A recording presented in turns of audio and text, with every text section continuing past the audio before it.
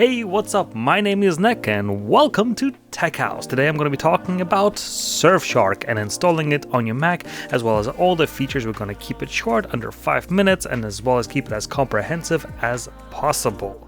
Before we start, I just want to say that everything I talk about in this video I'm going to link down in the description below, as well as any discount codes, coupons, promos, whatever have you. So that's all linked below, and let's log in and download Surfshark. So let's go to surfshark.com and then log in. And the first page that we were greeted with is the download page, where we can download the Surfshark for Mac OS. You can either do it through the direct download, which is just going to download the file to your computer and then you can open it from there, or you can download the app from the App Store, which we're going to do here.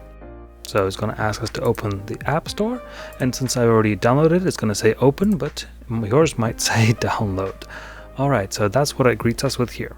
And here we must enter our email and password one more time and hit a login. If you're running version 3.2 or higher, it might ask you if you want to remove the dock icon or keep the dock icon. Now, the dock icon is just over here, right there, because now the whole app is on the top over here. It used to be like this. That's what Surfshark used to look like on the top, and now it looks like this. Personally, I don't see any reason to keep the dock icon, so I'm just going to go ahead and remove it. And that is it. Now you have downloaded Surfshark and it's ready to use. Now the first time you connect is going to give you this warning. Just go ahead and press allow, and it's going to do the first attempt to connecting. And there you go. You should now be connected to the fastest available server. In my case, it was Slovenia. You can also check your IP address and toggle on or off your kill switch. I recommend leaving the kill switch on, as it acts as a safeguard, where in the rare case that your VPN gets disconnected, your Wi-Fi is going to get disconnected too, so that if you're browsing a potentially harmful website, no data will be leaked due to this incident. Alright, and now let's have a look at the other options that are available to us, starting with the search.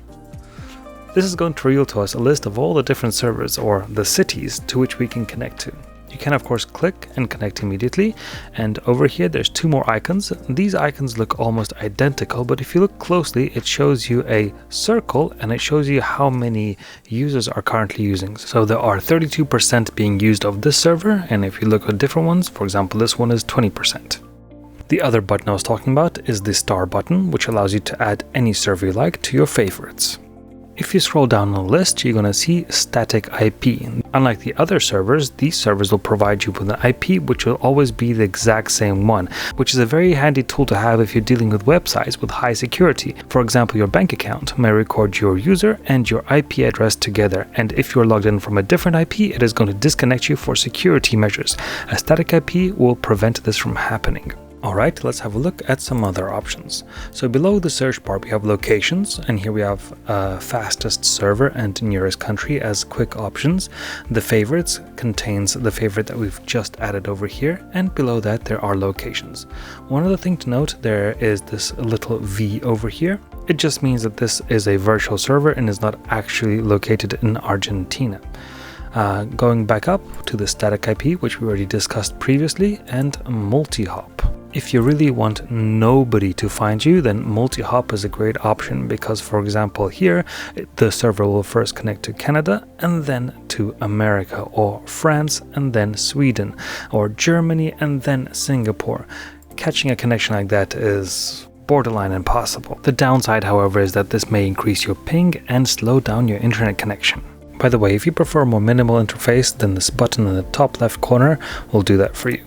It only shows the connect button and your recently used servers. Moving on down the feature list, we have VPN features and CleanWeb. This is essentially a pop-up blocker which blocks ads on the IP level. You're still going to need a pop-up blocker, but this might save you some data, as it doesn't allow those ads to actually come through to you, whereas a pop-up blocker might download the ad but remove it so that you can't see it. So it is a handy but a very optional feature.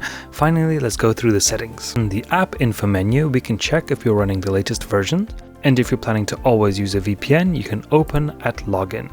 We also have the option to get back our dock icon, which we previously hid. Scrolling down to connectivity, we have auto connect on Wi-Fi networks. This is useful if you are using an Ethernet connection at home, and when going out and connecting to a public Wi-Fi spot like Starbucks, for example, it will automatically turn on your VPN. Kill switch is exactly as we discussed earlier, and then in the advanced you have the protocol. Here we have a few options. It is currently connected to IKE v2, which is indeed the industry standard at the moment, but it is quickly being replaced by WireGuard as the better, faster, more advanced VPN protocol. So if you're suffering slower connection speeds, you can go ahead and change it to WireGuard. Please note, however, that it is not fully developed, and for example, ExpressVPN refuses to use it because it might provide less security.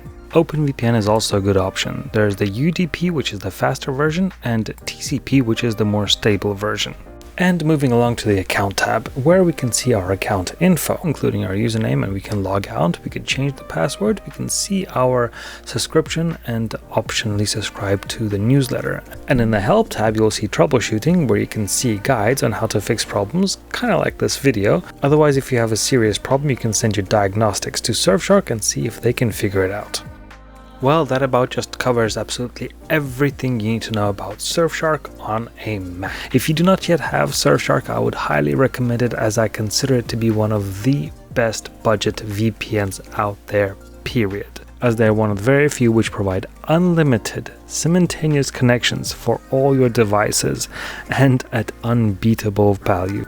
And they're the new kid on the block, which means that they're going to continue to improve and add more features over time. So I would recommend getting into the 2-year plan while they still offer it, and to reap the benefits of them upgrading and you receiving all those upgrades for free as they raise their prices in the future. That's just my prediction. However, the one drawback that I see is that they're not always the fastest VPN out there. And if you want the fastest, then I would go with NordVPN, as they provide some of the best speeds I have seen so far. And if security is important to you and you just want the best VPN that there is out there, then I would consider choosing ExpressVPN. As always, all the links for the discounts, coupons, and promos you'll find in the description below, so check that out. I hope you learned something. This has been Nick. Cheers.